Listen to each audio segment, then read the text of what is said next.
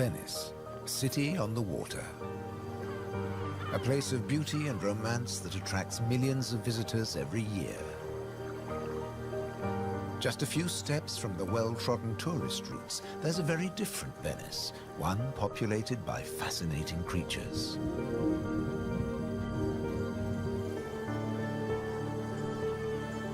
This film explores a Venice that few people ever see, a city that has a surprising double life.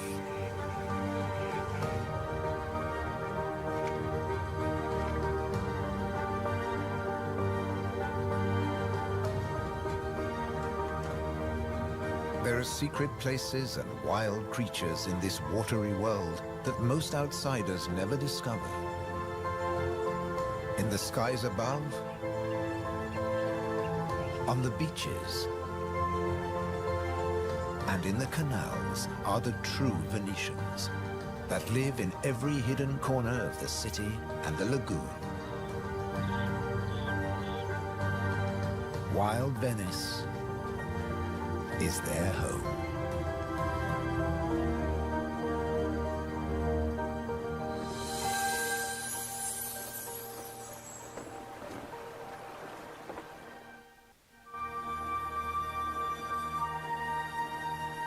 The city of Venice is built on sand, in a lagoon between the sea and the land. First formed from river sediments, man has since created an ecosystem as fragile as Murano glass. Covering 550 square kilometers, it's one of the largest wetlands in the Mediterranean.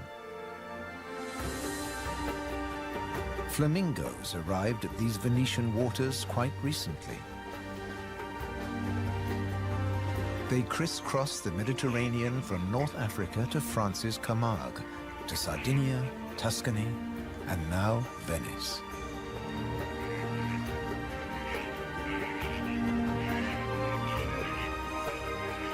They feed on vegetable matter and small creatures they find in the mud of the lagoon. In the shadow of Venice, the lagoon is the northernmost flamingo habitat in Europe.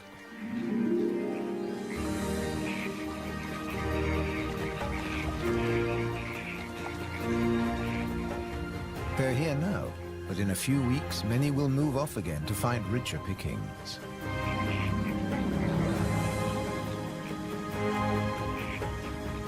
Their takeoff may look clumsy, but once in the air, their flight is balletic and elegant.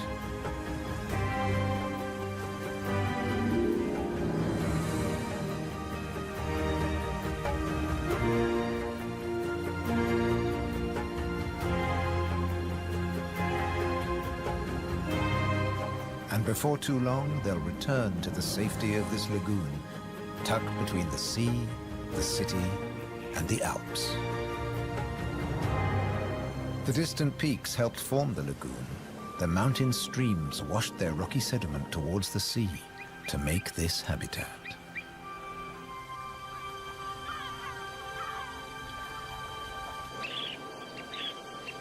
Some of the lagoon's other birds are ready to leave.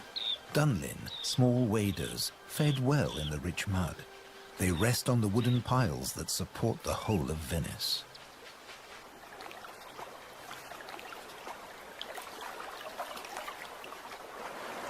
It's spring, time to head off to their northern breeding grounds.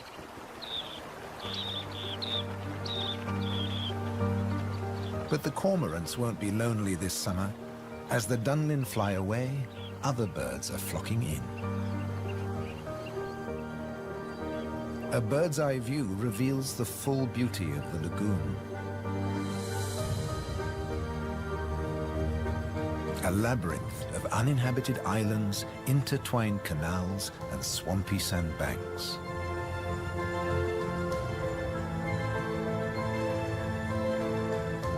These marshy wetlands are known as the Barene. To survive here, plants need to like salt water and flooding. Natural arteries called gabi meander through the brackish gardens, keeping the lagoon alive.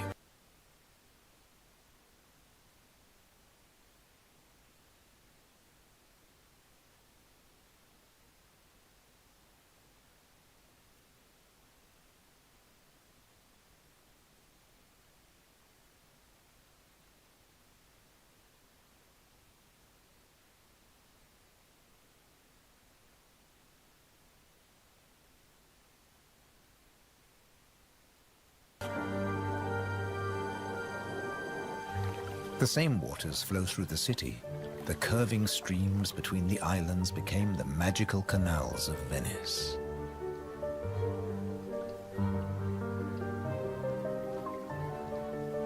This is the city of bridges.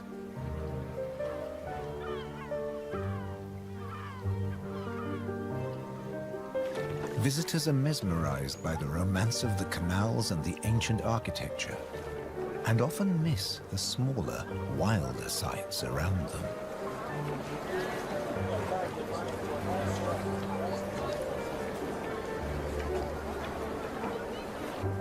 These mussels are true Venetian natives. And now, in spring, they're breeding. The males spawn into the water, and each female produces up to 10 million eggs. Most of the larvae are eaten by other inhabitants of the canals, but up to 10,000 young shellfish will survive.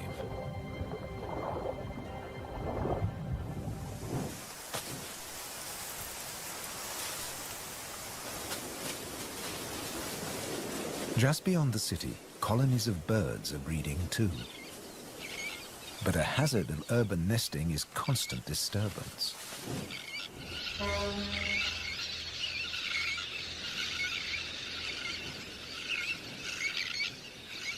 Little terns will quickly fly back to their eggs and can miraculously find their own nest scrapes in the crowded colony.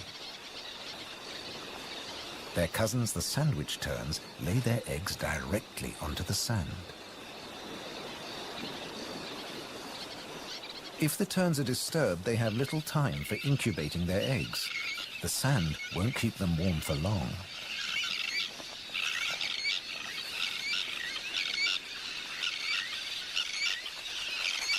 And left out in the open, they could be an easy target for predators.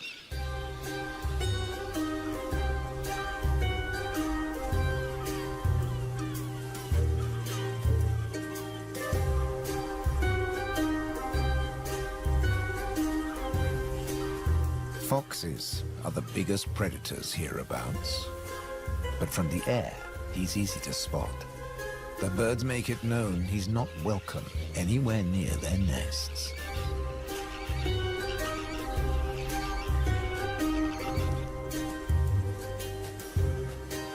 Foxes would rather not get their feet wet.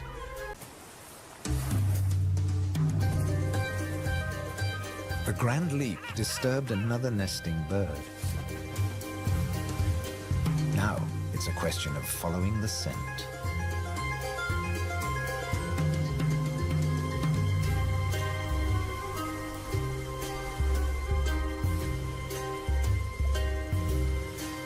A welcome snack.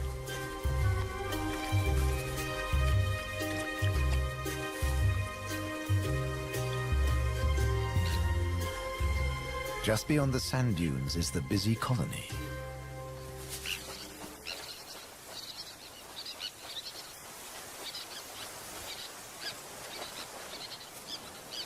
In this mixed neighborhood, a pied avocet is brooding next to the sandwich terns.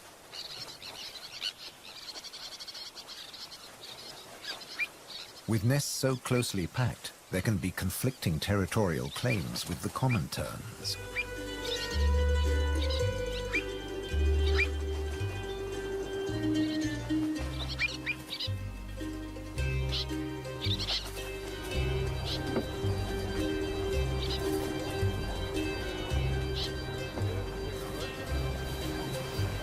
But the avocet stands his ground.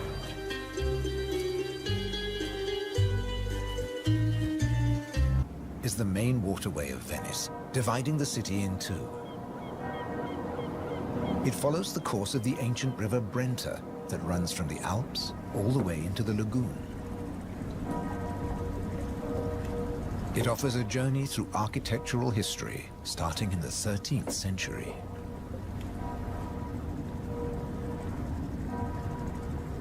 The banks of the Grand Canal have other surprises to offer, like Palazzo Malipiero's Rose Garden.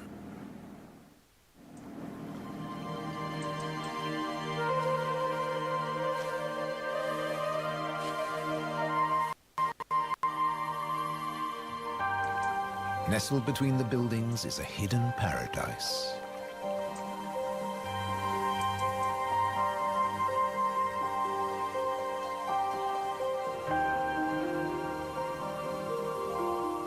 Now owned by a modern-day countess, it has been restored to its full glory, and no detail has been left to chance.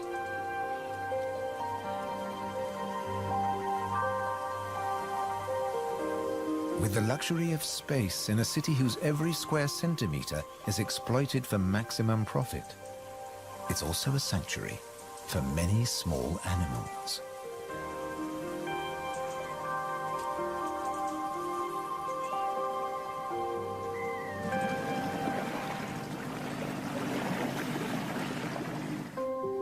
Every day, more than 50,000 tourists visit Venice. When the sun begins to set, the city's waterways empty. Venice belongs to the wild Venetians.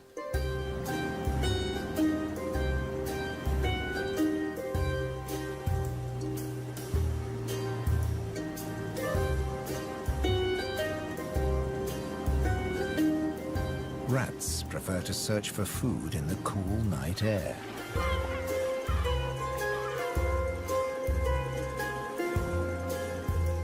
But they're not alone.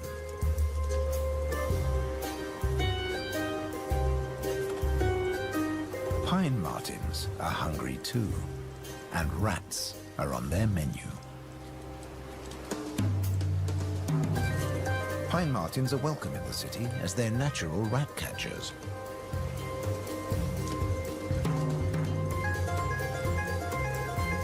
Agile with a keen sense of smell, they can find and follow any rat.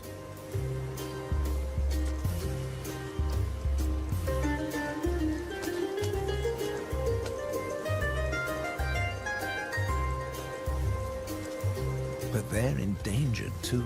Since the rat population boomed, ironically, many martins have been killed by rat poison. The rat won the day, and the pine marten has to settle for dessert.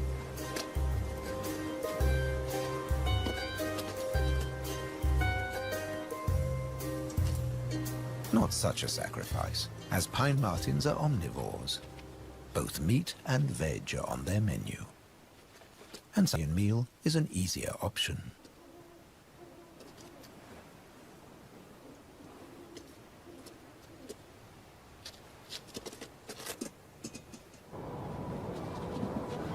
As the rat prepares to sleep, the city of Venice is beginning to wake up. The floating vegetable stalls are the first to move into action.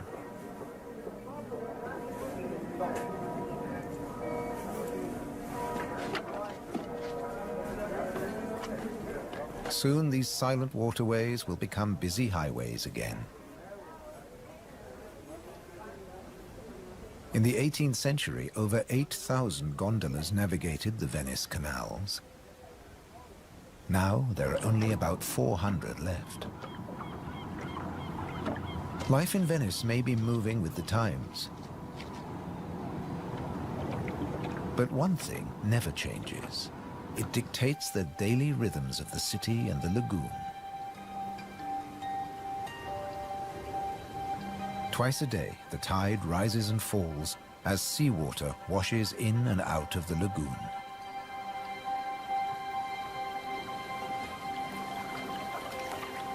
The water level changes by up to 60 centimeters. Smooth lakes disappear into swampy wetlands, only to return hours later.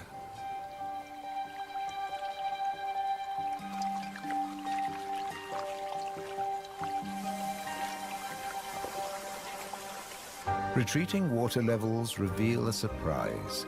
Strange islands that look like complicated water mazes. In fact, they're fisheries at the edge of the lagoon, known as the Valle da Pesca.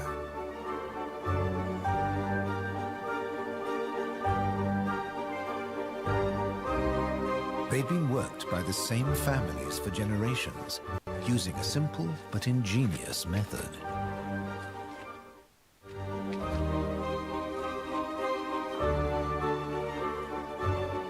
nets are lowered into the locks that span the water channels.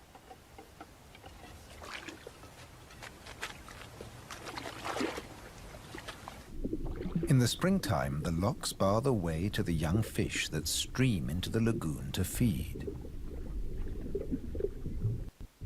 The fishermen raise the nets and catch the small swarming fish in their thousands.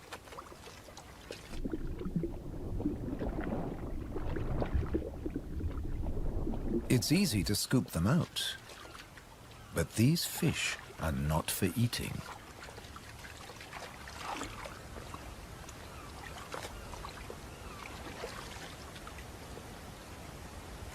The fishermen place them on the other side of the bars and so trap them in the channels.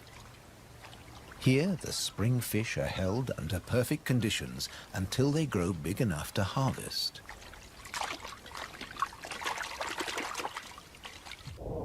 In the autumn, when the fish try to return to the sea, they're simply netted again.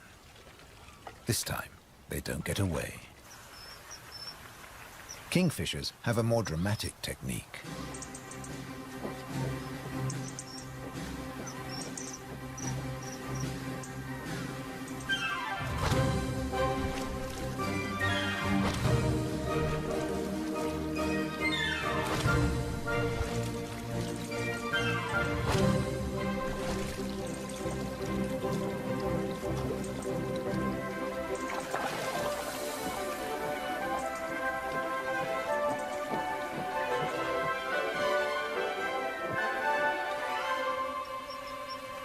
They catch up to 20 fish a day, but need even more if they have nests with hungry growing chicks.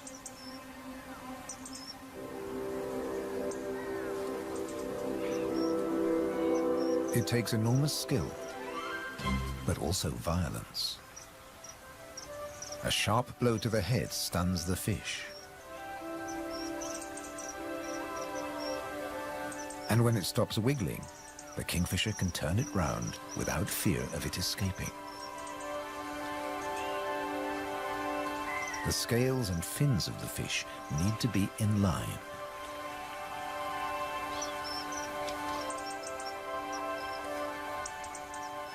Now it's ready to swallow.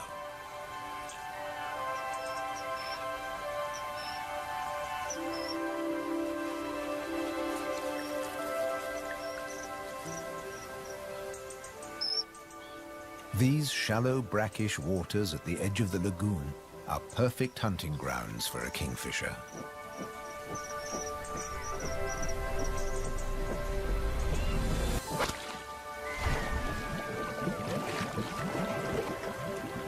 But not every dive is successful. They'll snatch the odd insect in the air, but 95% of the kingfisher's catch must be made underwater. The cormorant has an easier life, as does the little egret. And some don't even get their feathers wet while hunting. There are plenty of fish in the lagoon, but they're not only found in the wetlands. These waters flow through the city too. And there are fish to be caught in the canals. Beneath the bustling jetties of the famous vaporettos or water taxis, wildlife flourishes. Even here, the little egret can fish where the water is deeper and turbulent. It's not easy to keep an eye on a moving target from a moving base.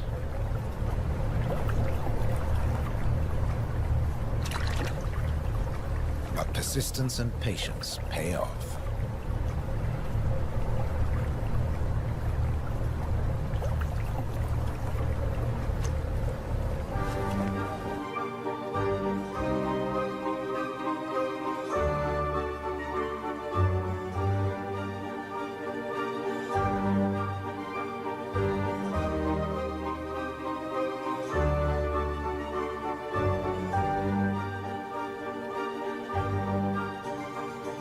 Three narrow inlets connect the lagoon to the sea. They're known as bocche, the Italian word for mouth. In spring, the fish travel into the lagoon because it's shallow, warm, and full of food. And in the autumn, they travel back out to the Adriatic Sea. The lagoon's fishermen understand the rhythms of the sea. But there was one phenomenon that remained a mystery for many years. When they cast their nets into the rich fishing grounds, they were torn to shreds. The fishermen believed that water spirits were grabbing their nets and named the area the Tenue, or Hold Fast. The Hold Fast was in fact a jagged reef, an unexpected and magical aquatic paradise. These unique natural rock formations are similar to coral reefs.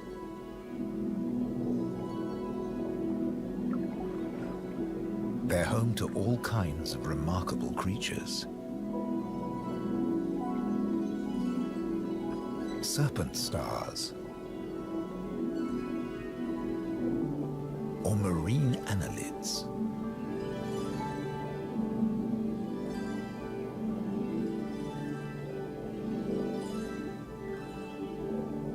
This precious area is now protected. Fishing is forbidden, diving strictly regulated.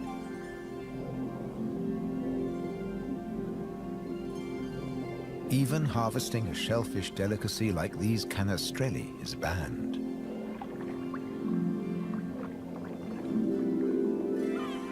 The city of Venice is lucky to have rich fishing grounds on its doorstep. The catch is seasonal, and in spring the fish are small.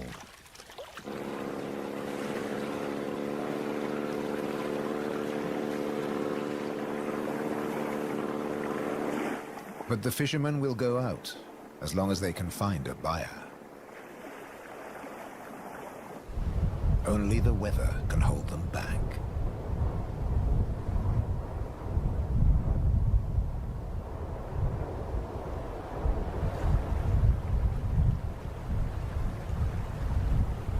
City and wetlands are both at the mercy of the elements.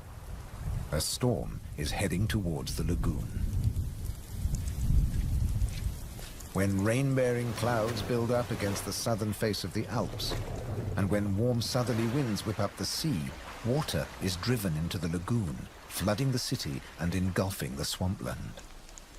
This extreme high tide is known as aqua alta, and can be disastrous for ground-nesting birds. Thankfully, it's rare in the springtime. It strikes more often in the autumn. Storms can vanish as fast as they arrive, and the limpid sunlight that Venice is so famous for bathes the city again. In early summer, Venice teems with tourists. The Bridge of Sighs is a popular attraction, but few visitors realize that real Venetian life is happening just a short distance away. In the Giardini, a spacious and peaceful city park, there are some surprising residents.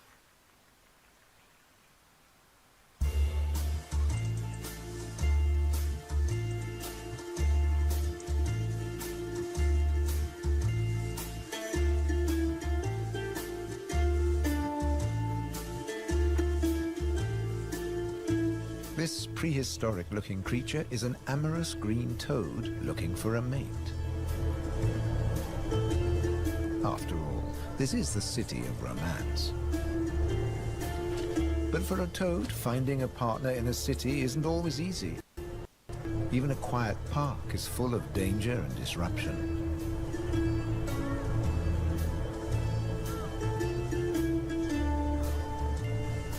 On the plus side, few of the park's visitors notice the presence of the toad as it blends surroundings.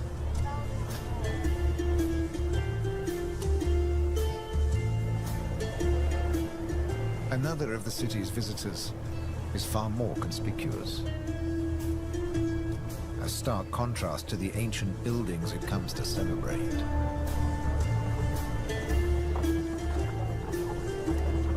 And a danger to the fragile city.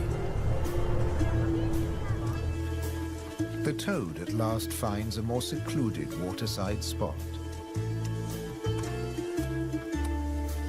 Soft light, gentle fountains, the perfect place to mate. Venice is full of secret places hidden away from the main tourist routes. A traditional gondola repair shop nestles between the city's Zattere district.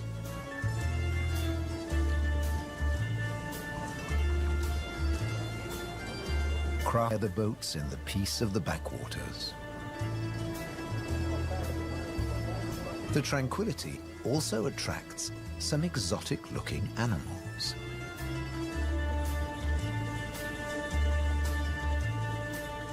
Geckos are not native to Venice, but they've settled in well here. During the day, they'll sun themselves on warm stone.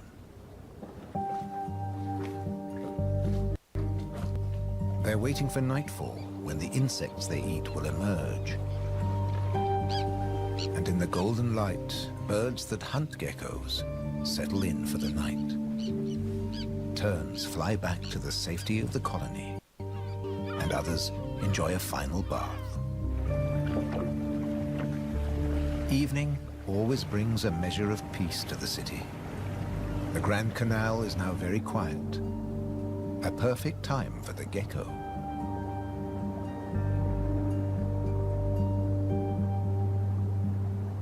Geckos have evolved specially adapted feet that make them excellent climbers.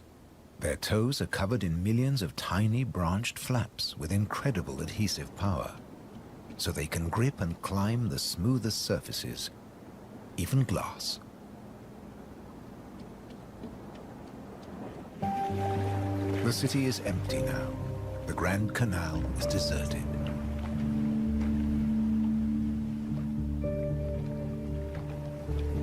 The evening's activity has passed to Venice's bars and restaurants.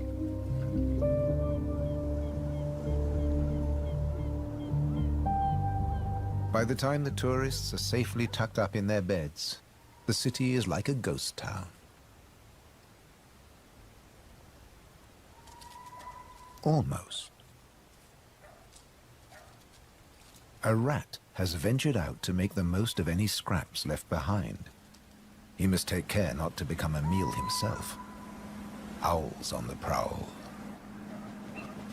One little owl is distracted by bright lights. There's nothing here but fruit. No good for the owl.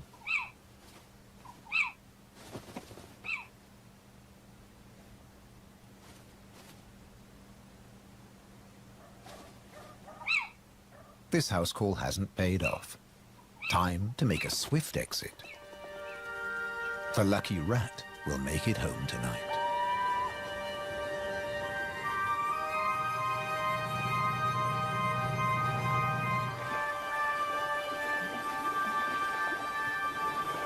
Cormorants bask in the morning sun.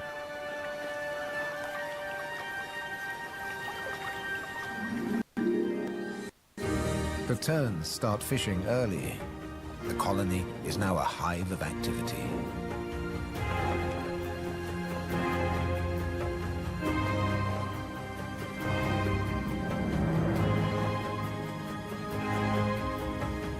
The first chicks have hatched. Exhausted from the effort of breaking out of the egg.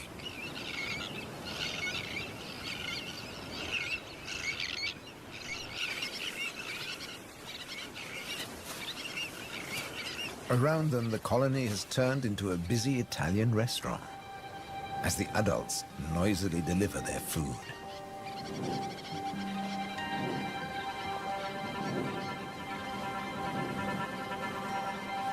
The chicks blend in well with the sand.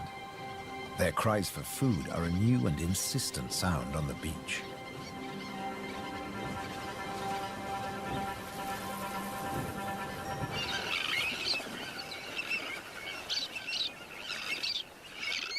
Their calls are echoed by the adults, who do nothing else but feed these demanding youngsters.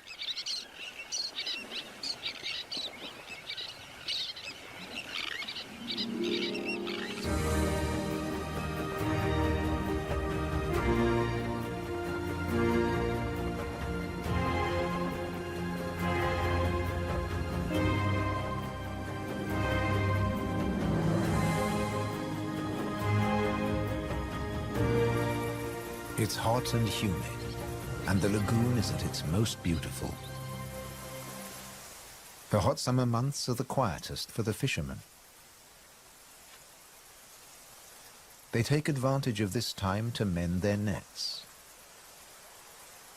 They work and even sleep here, with spectacular views of the surrounding wildlife.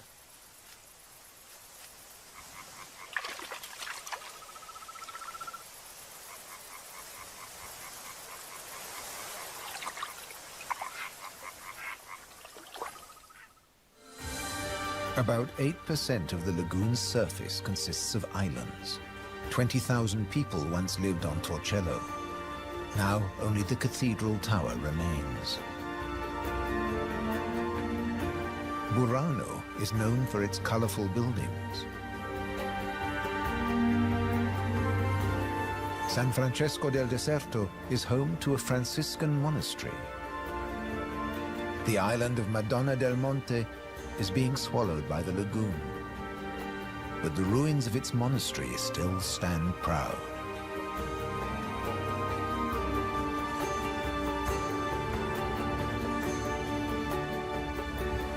Enchanted places like this are an ideal refuge for wild animals.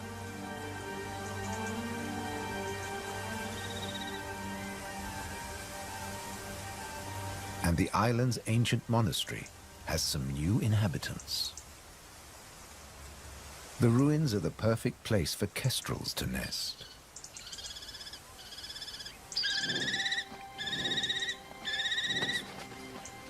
The hungry chicks are nearly as big as the adults and almost ready to fledge. Feeding this brood is a full-time job for both parents.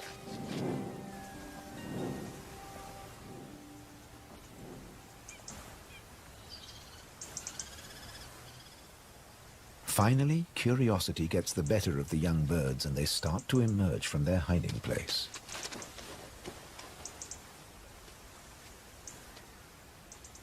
The first nervous explorer is soon followed by a sibling.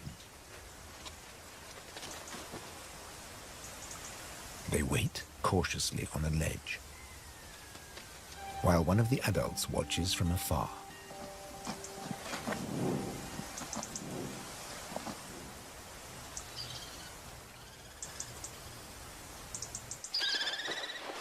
Their mother returns with food, and the young kestrels jostle to get to the front of the queue.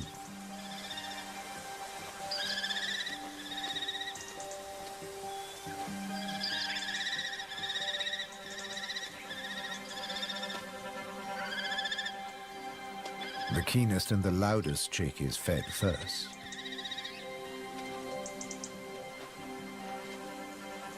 Soon the food parcels will stop. It's almost time for the young to leave the nest and fend for themselves.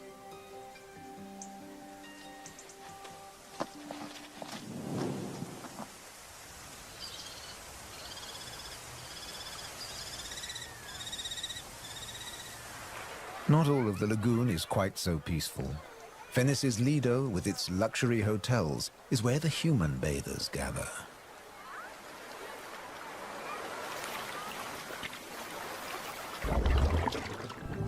But even here, you can find wild beauty and tranquility.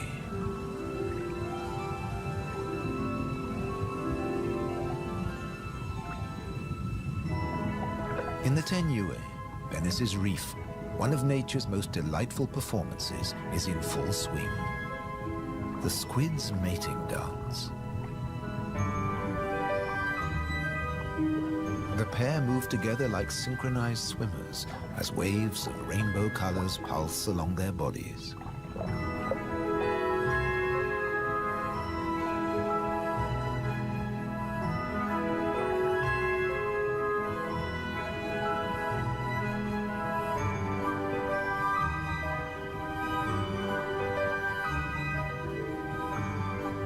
It's like an underwater version of the Venice Carnival,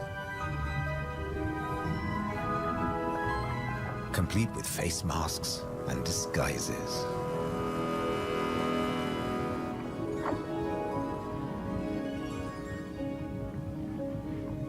Decorator crabs change their shape by attaching sponges and algae to their bodies.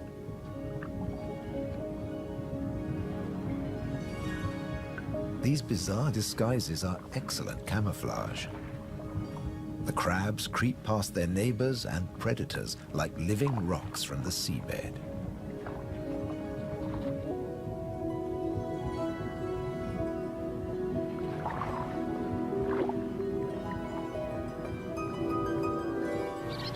The tern colony just beyond the city is flourishing. The chicks have fed well and are strong and healthy.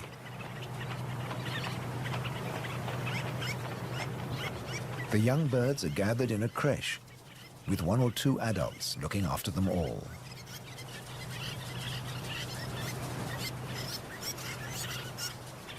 Today's lesson is elementary flight. But the teacher's demonstration is over in a flash.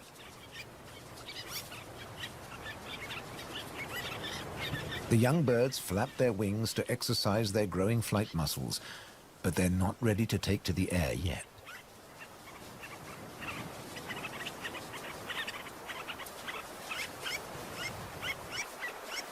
Before long, they'll be flying as well as their parents.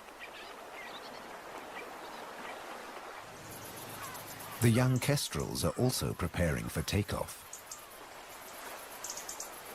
They bravely take the plunge and launch themselves into the air.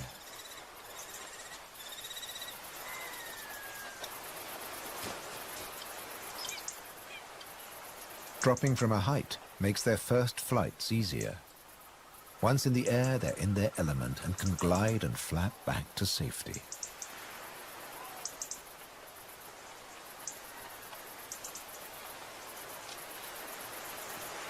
These first flights mark the end of their parental care. Now they have to find their own territory.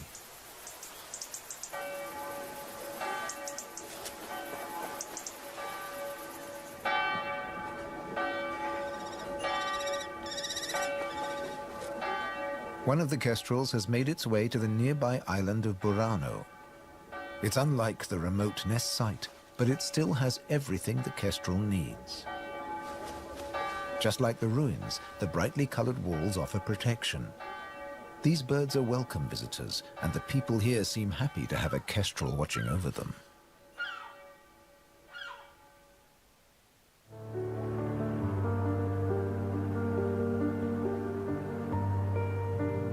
Autumn has arrived, and the wetlands once again change color. A plant called glasswort is responsible for this blush of pink. It flourishes in the swampy salt marshes.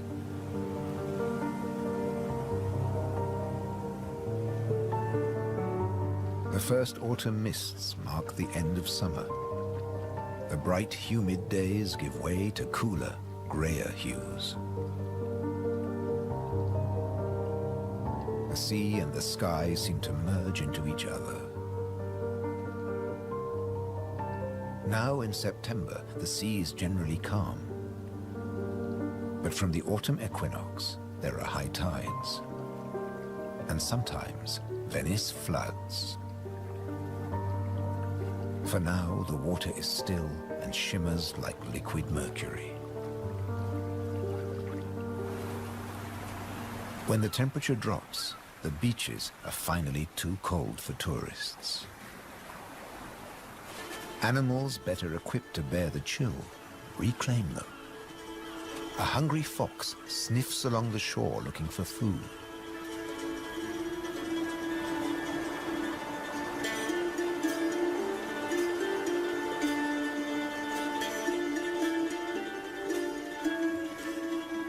The fox has an excellent sense of smell and can see well in the twilight. It has picked up a strange scent. Something smells good to eat. But quite where this food is hidden is a mystery.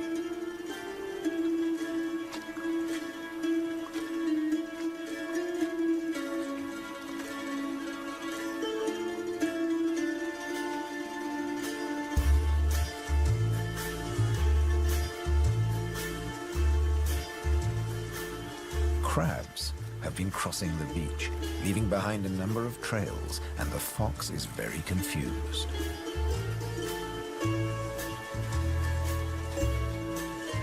Finally, it follows its nose and comes face to face with a crab.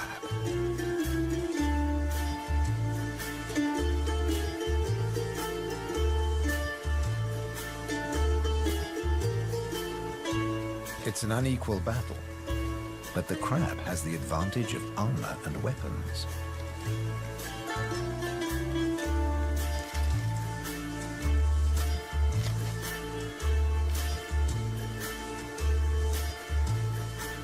This meal is more trouble than it's worth.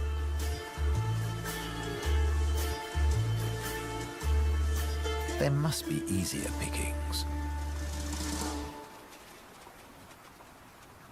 The crab, dazed but victorious, moves off to a more secluded place.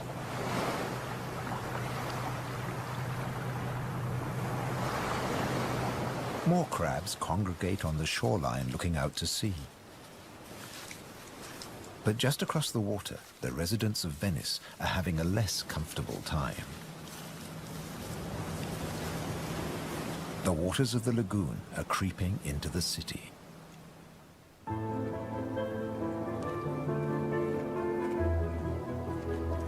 The autumn tides are getting higher, and water is seeping up through every available crack in the stones. The threat of acqua alta, the extreme high tide, is increasing every day. A combination of rising tides and the Scirocco winds cause this extreme event, and the rain just adds to it. Much of the city is only just above sea level, so there's very little to stop the floodwaters. This may look like a swimming pool,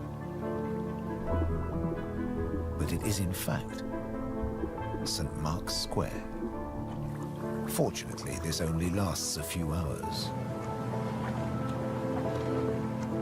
Soft winter fog wraps the landscape like a blanket and brings the year to a close for Venice and its beautiful lagoon. The visitors have marveled at its sights, but many have missed the most fascinating wonders of all, the wild side of Venice. The city is empty